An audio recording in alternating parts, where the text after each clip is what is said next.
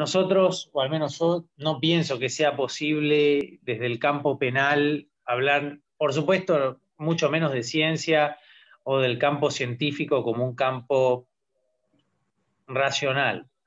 Bakunin en Dios y el Estado hace una crítica de la filosofía idealista, que es algo que Raúl hace en sus trabajos, lo hace en Crímenes de Masa, que apunta justamente a esto, es decir, que la filosofía idealista termina en una especie de dualismo, y ese dualismo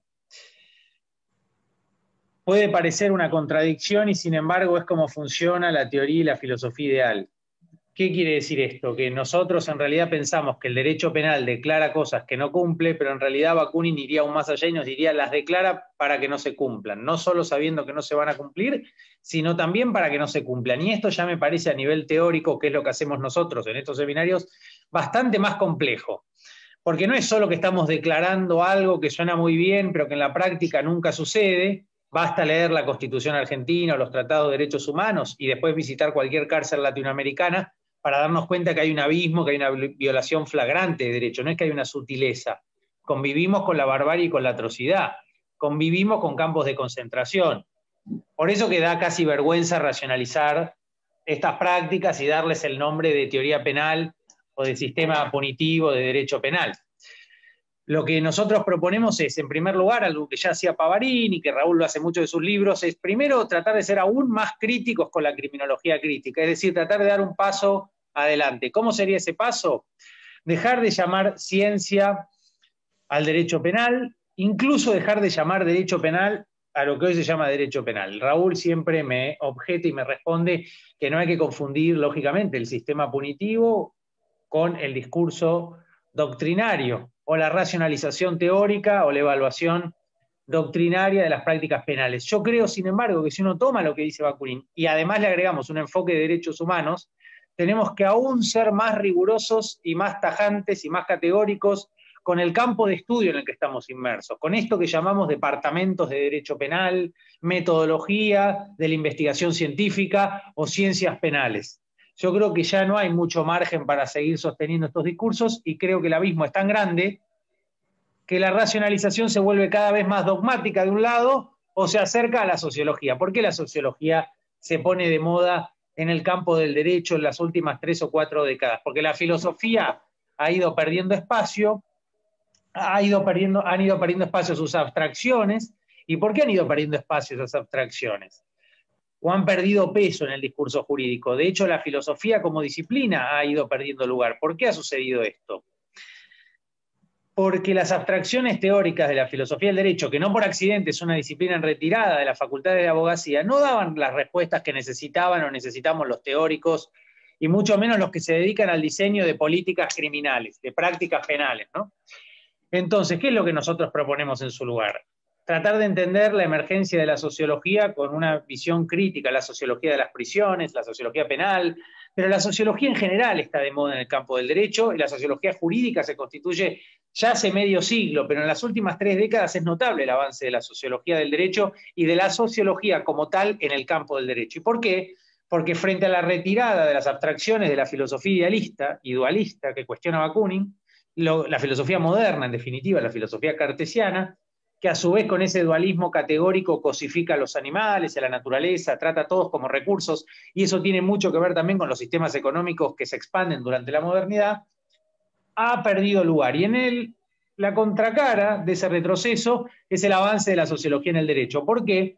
Porque frente a la filosofía idealista y la dogmática penal encerrada en los laboratorios académicos que creen que hacen ciencia cuando enfrente de la facultad no se cumple ninguno de los derechos y ninguno de los presupuestos teóricos de la mal llamada ciencia penal, la sociología pone datos a las investigaciones de campo y trata de acercar la realidad material a la filosofía idealista. Y ahí se produce hay un contraste entre la discusión dogmática y los aportes de la sociología que se basan en las investigaciones de campo.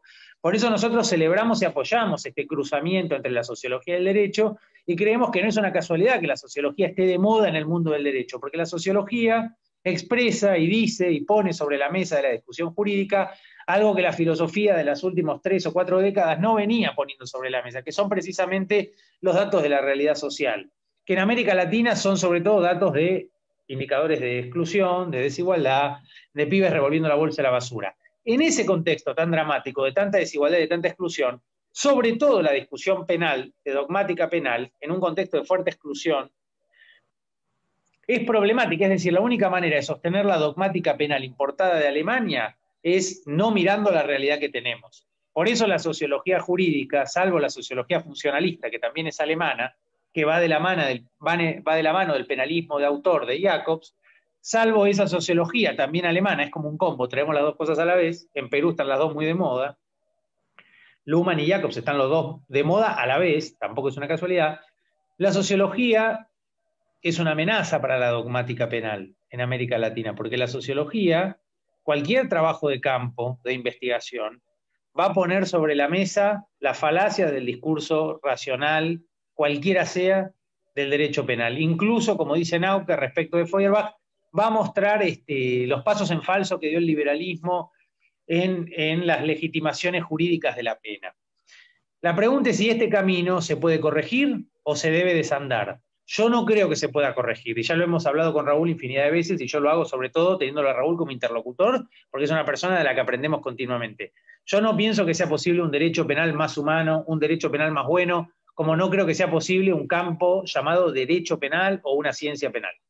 Y esto lo digo porque detrás de estas categorizaciones en apariencias científicas, técnicas y neutrales, lo que se esconde siempre es la exclusión y la barbarie. Y ahí es donde entramos en el gobierno de los desechables, en las poblaciones sin derechos que son descartadas y oprimidas a diario. Y nosotros encima venimos a reforzar esta desigualdad con teorizaciones acerca del castigo penal. Y sumamos a una vulneración de derechos toda una catarata de discursos jurídico-penales que van a reforzar a través de castigo el gobierno de los que ustedes llaman muy bien sectores desechables, que son los sectores excluidos de nuestra sociedad. Los mal llamados vulnerables, cuando en realidad nadie nace vulnerable, se nace y se es vulnerado. Si uno cambia la palabra y asume que son sectores ya vulnerados, parece bastante irrisorio a esa vulneración de derechos, porque son personas que antes, durante y después de la prisión están excluidas y sin derechos, sumarle además la vulneración que significa la pena, porque la pena en la práctica funciona siempre vulnerando aún más derechos, excluyendo y violando aún más la dignidad humana. Nadie se resocializa ni se rehabilita por recibir un castigo. Esta es una falacia que ya se vino abajo. Por eso, esto es una ciencia horripilante, como decía Carrara, Pavarini, Raúl, esto es lo que nosotros hemos aprendido, y por eso es muy difícil pensar que esto tiene una sobrevida. Es muy difícil. Yo creo que el derecho penal como tal, y insisto sobre este punto, el campo de estudio denominado derecho penal, yo creo que tiene los días contados. Es decir, yo creo que en 2, 3 décadas van a mirar para atrás y van a decir cómo esta gente se animaba todavía con las cárceles que tenía a no abrir los ojos y mirar lo que tenían enfrente y seguían hablando de un derecho penal, cuando la pena es cualquier cosa menos algo jurídico, es más bien la vulneración de derechos y la violación de la dignidad humana más básica.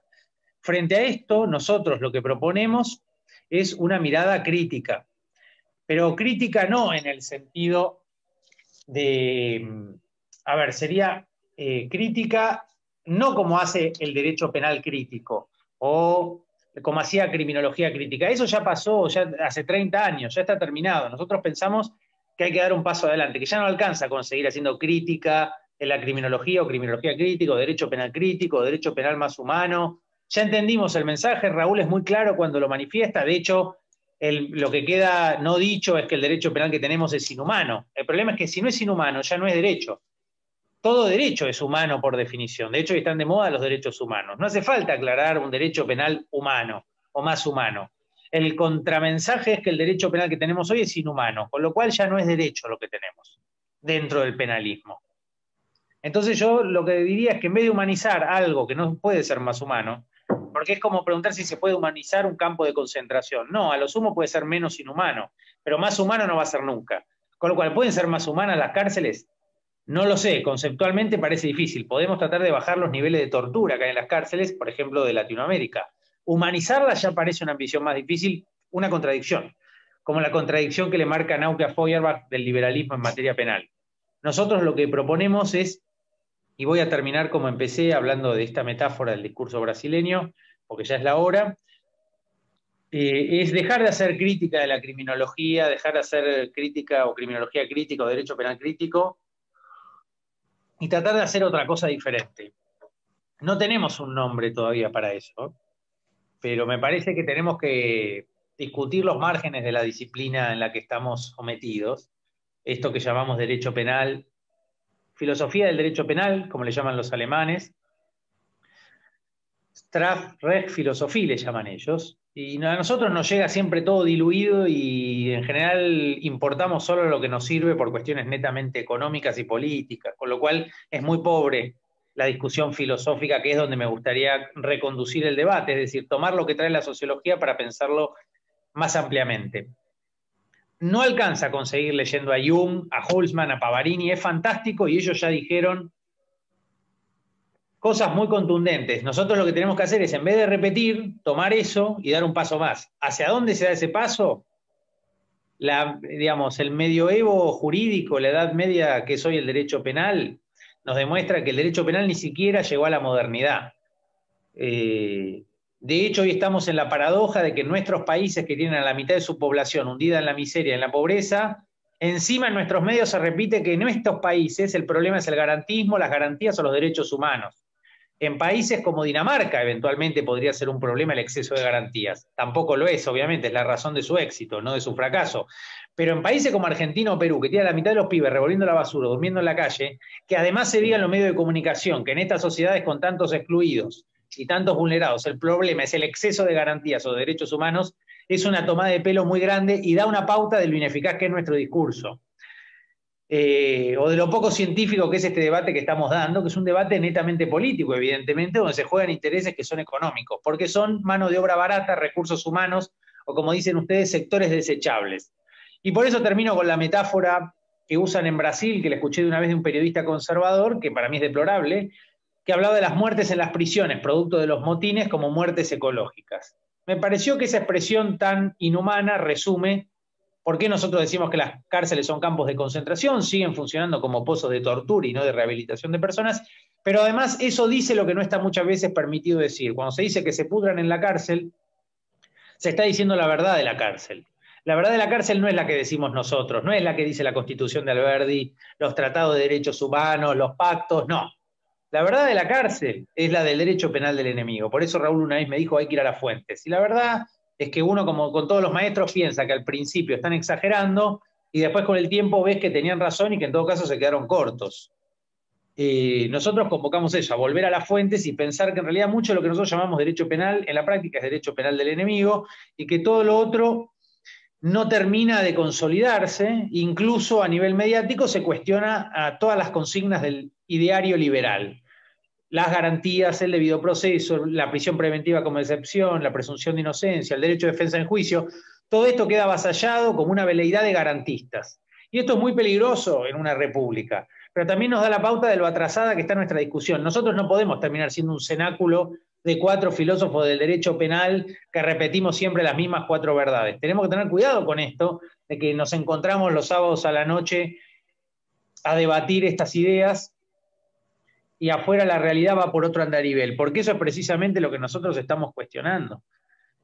Bueno, muertes ecológicas, dicen los periodistas, porque son muertes que le harían bien a la sociedad, muertes que le harían bien al ecosistema. Eso es muchas veces lo que se piensa de la cárcel, que sirve para controlar población excluida y para neutralizar los riesgos que la pobreza de esas personas presupone para un orden orientado al comercio y a la concentración en pocas manos. Eso nos obliga a nosotros a repensar categorías. La de inseguridad es una, hablamos de inseguridad, pero es una visión muy chiquita de la seguridad. No se habla de seguridad social, alimentaria, habitacional o educativa, no. La seguridad se refiere a 4 o 5 manzanas de una ciudad donde hay muchos recursos, en Perú pasará lo mismo, y todo lo que afecte a esas manzanas es inseguridad, y todo lo otro vamos viendo. Bueno, todo lo otro es la falta de garantías, justamente, la falta de derechos, con lo cual nosotros creemos que la única mano dura posible es el desarrollo, y que la única alternativa de política criminal son los derechos humanos y las garantías. No hay otra política de seguridad más eficiente que esta. Todo lo demás son caminos muy cortos, son demagogia y que termina siempre agravando los conflictos sociales. Bueno, los dejo y bueno, les agradezco, creo que no fue largo.